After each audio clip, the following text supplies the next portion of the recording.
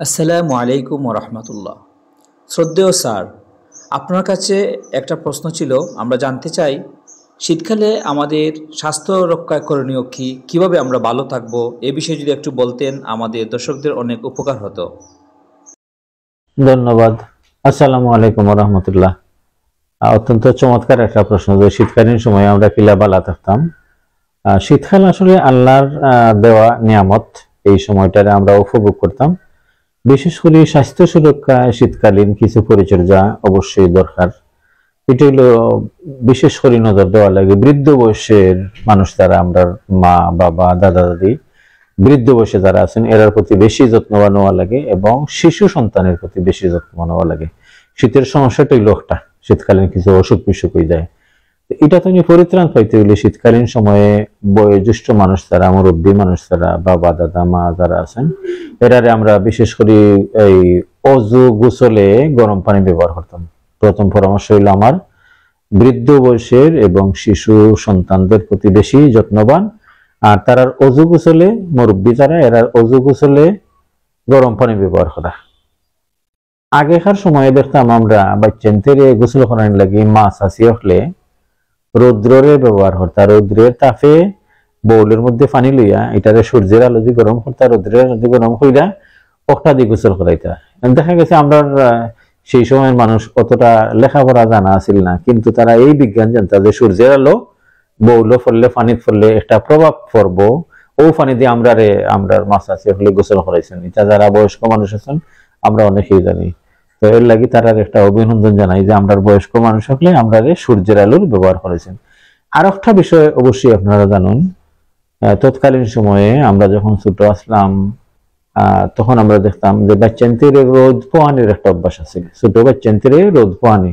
এখনের যুগে তো আমরা বাসা বাড়িতে থাকি, রোদের ব্যবস্থা নাই। রৌদ্রের আলোটা, সূর্যের আলোটা এই সময়ে শীতকালীন সময়ে স্বাস্থ্য রক্ষার লাগি গুরুত্বপূর্ণ একটা ভূমিকা পালন করে। আর এটা আন্ডায় মাগনা দিচ্ছেন, ফ্রি দিচ্ছেন। এই সূর্যের আলোর মধ্যে ভিটামিন ডি থাকে। ভিটামিন ডি পাইলে আমরা ক্যালসিয়াম পাইলাম। হাত পা চাবানি খামরানি বাতের বেতার এটা তুমি মুক্তি পাইতে হইলে আমরা ভিটামিন ডি দরকার। আর প্রচুর পরিমাণের ভিটামিন ডি আল্লাহ তাআলা আমরারে সূর্যের আলোর মধ্যে ফ্রি দিচ্ছেন। সুবহানাল্লাহ। এই সূর্যের আলোটা আমরা সঠিকভাবে গ্রহণ করাইতাম। বৃদ্ধ মা বাবা যারা আছেন এরারে যেভাবেই হোক আমরা সূর্যের আলো কিনতাম। ছোট ছোট বাচ্চাদের আমরা সূর্যের আলো দেখাইতাম। তো স্বাস্থ্য সুরক্ষায় গুরুত্বপূর্ণ একটা ভূমিকা হইলো আমরা সূর্যের আলো দেখাইতাম। অনেক বাসা বাড়িতে আছে দেখা যায় যে সূর্যের আলো ঢুকেন না। তা আমরা শীতকালের শুরুতে যেটা করা উচিত এটা হইলো যে বাড়ির আশপাশে পরিত্যক্ত যেটা ঝোপঝাড় আছে, জঙ্গল আছে বা বাঁশ ফালা বাসা তাইছে বাড়িতে ঢুকে গেছে, যার কারণে সূর্যের আলো ঢুকেন না। অবাঞ্ছিত যেটা একবারে খাটিলে অসুবিধা না, এই ধরনের গাছপালা দেখাইতে আমরা সূর্যের আলো বাসা বাড়ির দোকানের চিন্তা ভাবনা করতাম।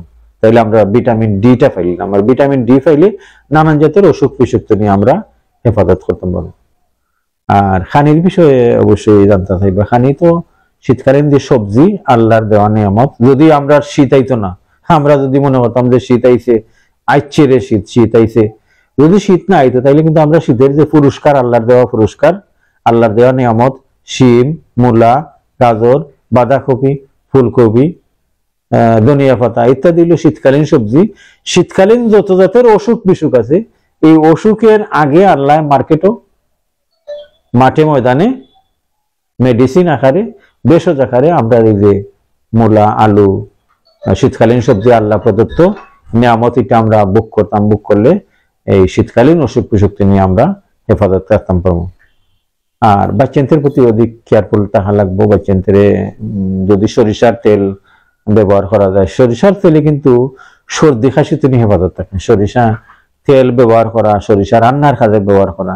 আরো একটা পরামর্শ দিব আমি, যে বাড়ির আঙ্গিনায় উঠানে আমরা ইচ্ছা করলে একটা পেঁয়াজ, একটা রসুন এগুলো আমরা উৎপাদন করতে পারি, ধনিয়া পাতা উৎপাদন করতে পারি।